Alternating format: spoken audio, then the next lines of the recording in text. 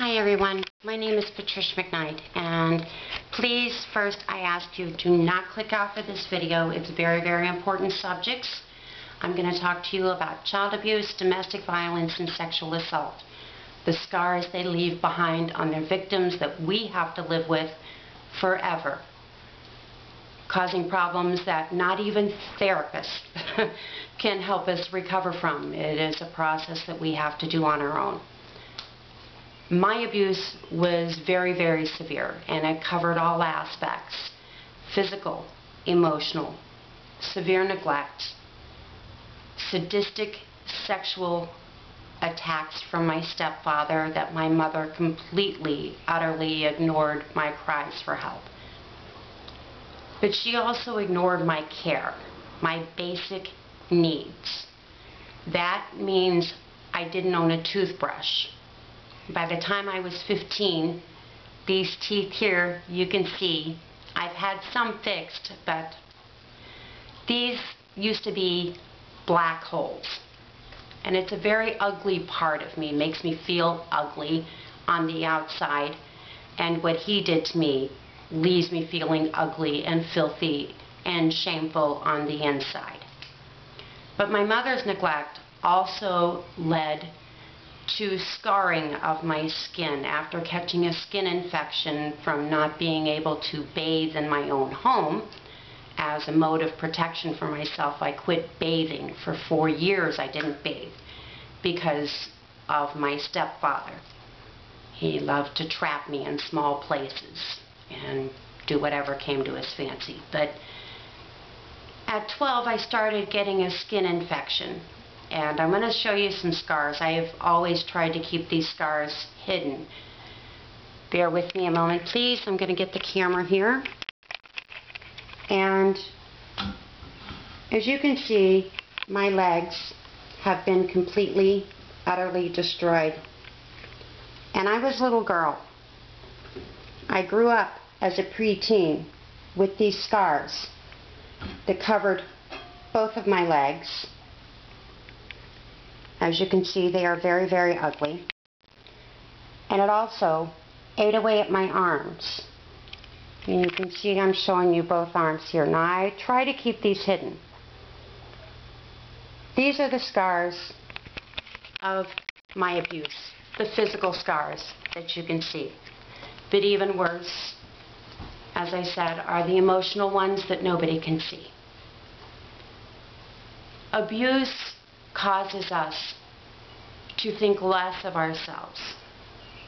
There was no encouragement to push to be a better person, no tenderness. My life was completely destroyed by the two people that were supposed to protect me: my stepfather and my mother. They have left me severely, deeply wounded. But all victims of child abuse feel this way: abandoned, wounded, broken. It's up to us to make a difference. We want our children and grandchildren to have a happier, healthier, better life than what we've had.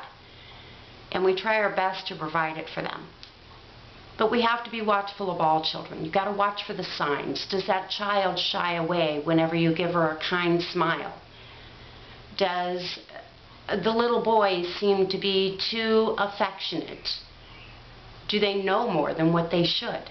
We're afraid to talk to them about these things. We teach them about good touch, bad touch. But what about teaching them to speak out against the people that they love that may be hurting them?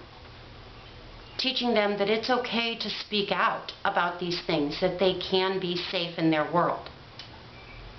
Nobody in the town that I lived in ever stepped in to ever question my well-being. Through my rotting skin, my rotting teeth, the sad face, the staying away from other people, shying away from other people completely, the being controlled of every second, every day.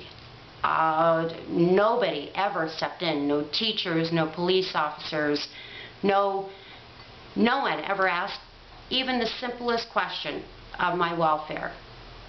We have to change that. It's up to us. We have to teach our children that it is okay to talk. We can help them to have a better, safer, healthier life. The battery that I survived taught me to accept that I never deserved anything good in this life. I didn't deserve tenderness. I didn't deserve love and affection. I didn't deserve to even look nice. I definitely didn't look like the other girls in my school. It set a path of life for me. Over 20 years of my life, and 3 husbands, and 2 domestic partnerships, I went from one violent offender to the next. And the sad part is that I had children. At the age of 20, I became a mom, and over the next 5 years, I had 2 other children. So these 3 small children that I wanted nothing more but to give a good life to, their lives were totally destroyed because of their mother's scars of her abuse. I couldn't provide them a safe, loving home. Every person that I kept trying to find love, but every person I came in contact with was another offender. Either they kept me down emotionally by degrading me, letting me know that they were so much better than me and I'd never make it without them, or it was a constant terror. Or they would just get drunk and decide to come home and batter me. And my children lived through this. And it caused a lot of chaos in their lives. They were totally disrupted by this. So the cycles of abuse, even if you're not the one that's abusing your children, the path of life that you are taught will lead into your children's lives. So we have to stop whispering about these crimes, and we have to start talking about these crimes. It's not something that can ever be accepted. This is not acceptable behavior. To leave a child to rot without ever questioning anything. To leave a child who you see is overly corrected by their parents or a loved one, or if you see a child who is just overly affectionate or maybe just totally terrified of people. All it takes is a simple question, a simple sense of confidence instilled in them that they're safe, that it's okay, that they can talk about these issues. We cannot accept the crimes of child abuse and domestic battery any longer, and only we can make a difference in our children's and grandchildren's lives. So please, join me. There's causes.com. You will find the cause Stop Whispering. And I would like everyone to just simply click it and join so that we can raise a million voices for these victims that are left stranded in this cage of silence. And also, I'd like to tell you that I published a book on my story, so if you'd like to find out more about me and the life that I suffered through, you can find it. The title is My Justice. It's available at Amazon.com.